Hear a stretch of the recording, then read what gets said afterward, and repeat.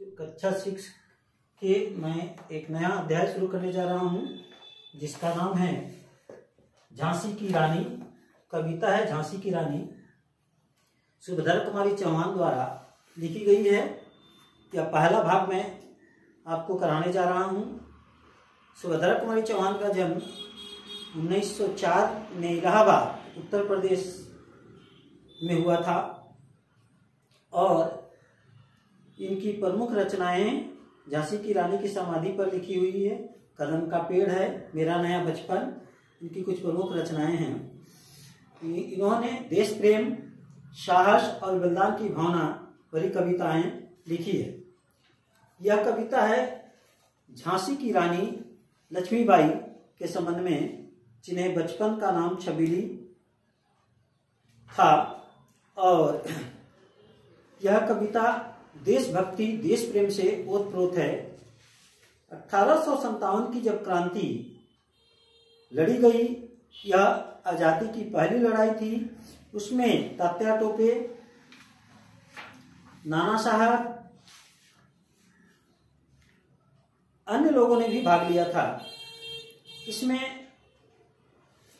1857 से संबंधित महारानी लक्ष्मीबाई की वीरता का वर्णन किया गया है।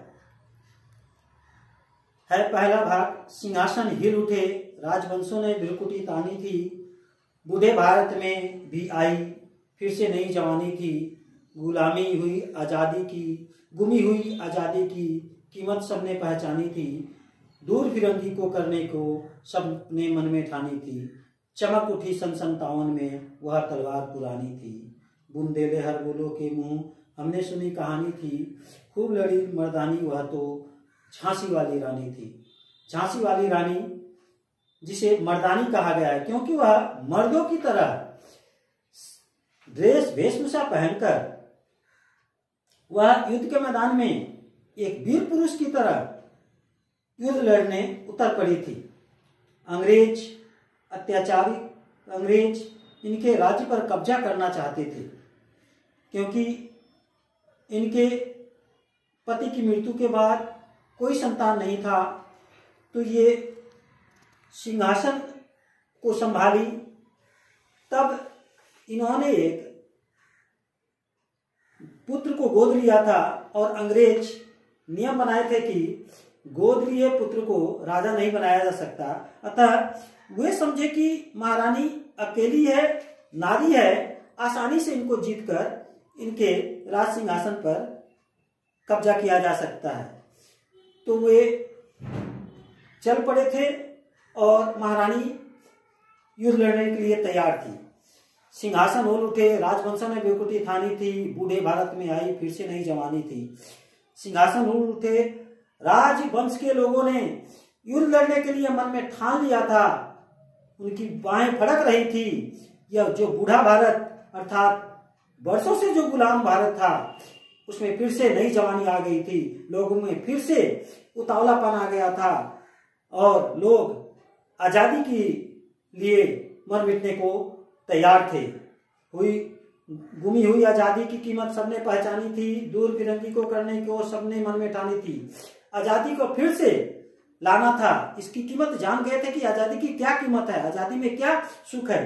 अतः इस फिरंगी अंग्रेजों को भारत से भगाने के लिए सब मन में ठान चुके थे। फिर सन 1857 की क्रांति में यह तलवार जगह जगह से चमक उठी थी और यह महारानी लक्ष्मीबाई की गाथा को बुंदेल और हरबोलों ने, जो बुंदेलखंड के लोग हैं, हरबोले हैं, आज भी उनकी गाथा गीतों में गाते हैं और यह कहानी सुनाते हैं कि वह किस तरह मर्दानी की तरह लड़ी थी, जो झांसी की रानी थी। आगे, कानपुर के नाना की मुंह बोली बहन छबीली थी, लक्ष्मीबाई नाम पिता की वह संतान अकेली थी, नाना के संग पढ़ती थी वह, नाना के संग खेलती थी, बर्छी ढाल के पान कटारी उसकी यही सहेली थी। वीर शिवाजी की गाथाएं उसको याद जवानी थी, बुंदेले हर बोलो के मुंह हमने सुनी कहानी थी, खूब लड़ी मर्दानी वह तो झांसी वाली रानी थी।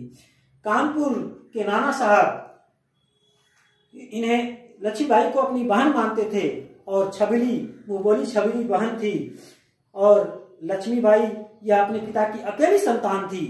नाना साहब के संग यह पढ़ती भी थी, नाना साहब के संग खेलती भी थी बचपन में। और यह डोल या गुड़िया से नहीं खेल खेलती थी, बल्कि यह खेल एक वीरों की तरह खेलती थी। तलवार, कृपान, भाला चलाना, घुड़सवारी करना, यह खेल में यह सीखती थी। और अब यह शिवाजी की वीर गाथाएं सुन चुकी थी और इनकी जवानी याद थी, और उन्हीं से यह प्रेरणा लेकर वीरता की गुण प्राप्त की थी। हर बोले आज भी इनकी गीत गाते हैं बुंदेलखंड के लोग। लक्ष्मी थी या दुर्गा थी, वह स्वयं वीरता की अवतार।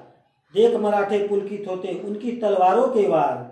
नकली युद्ध, व्यूह की रचना और खेलना खूब शिकार। सैन्य घेरना, दुर्ग तोड़ना, ये थे उसके प्रिय खिलवाड़। खेल जो खेलती थी लक्ष्मीबाई, तो वह तलवार भांजती थी। तो मराठे तलवार भांजते हुए देखकर पुलकित खुश हो जाते थे। वह नकली दुर्ग बनाती थी, व्यूह रचना रचती थी कि कैसे युद्ध लड़ा जाए। और खेल खेल में यह सारे शिकार का खेल खेलती थी, कैसे दुर्ग को तोड़ा जाए।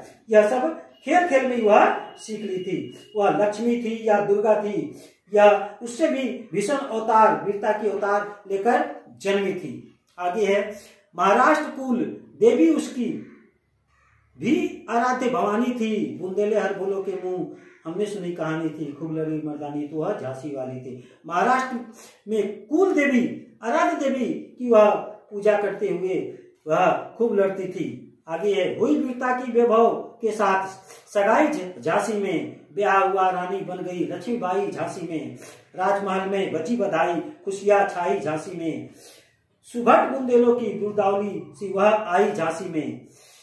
अब उनका विवाह हुआ झांसी के महाराज से, और वीरता के साथ जो वीर पुरुष थे और गाजे बाजे के साथ, शहनाई के साथ वह उनको विदा कराकर राजमहल, झांसी के राजमहल में लाया गया।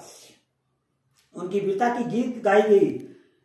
फिर क्या है, चित्रा ने अर्जुन को पाया, शिव से मिली भवानी थी। बुंदेले हर बोलो के मुंह, हमने सुनी कहानी थी। खूब लड़ी मर्दानी, वह तो झांसी वाली रहे। चित्रा ने अर्जुन को पाया, जैसे चित्रा अर्जुन को प्राप्त किया था। शिव से जैसे भवानी के गुण मिले थे, या उस तरह लड़ती थी, वीर मर्दानी थी। फिर उदित हुआ सौभाग्य मुदित, महलों में उजियाली छाई। किंतु काल गति चुपके चुपके, काली घटा घेर लाई। तीर चलाने वाले कर में उसे चुड़िया कब भाई। रानी विधवा हुई, हाय विधि को यही नहीं दया आई। किंतु दुर्भाग्य की बात है, कुछ दिनों बाद जिन उनके हाथों में जो चूड़िया शोभा देती, लेकिन वह चूड़िया शोभा नहीं दे रही थी। उनके पति की मृत्यु हो गई, वह विधवा हो गई, और वह उनके ऊपर काली घटा, दुख की काली घटा छा गई। और वह फिर विधवा होने के बाद खुद वह राज सिंहासन पर सवार हुई और राज सिंहासन, राज्य को संभालने के लिए निकल पड़ी। निसंतान मरे राजा जी, रानी शोक समानी थी। बुंदेले हर बोलो के मुंह, हमने सुनी कहानी थी। खूब लड़ी मर्दानी, वह तो झांसी वाली रानी थी। विधवा हुई, उन समय उनका कोई संतान नहीं था। निसंतान राजा मारे गए। यह शोक की घड़ी चारों तरफ छा गई थी। फिर भी महारानी हार नहीं मानी, और बुंदेले हर बोले आज भी उनके मुख से कहानी गाई जाती है और सुनाई जाती थी।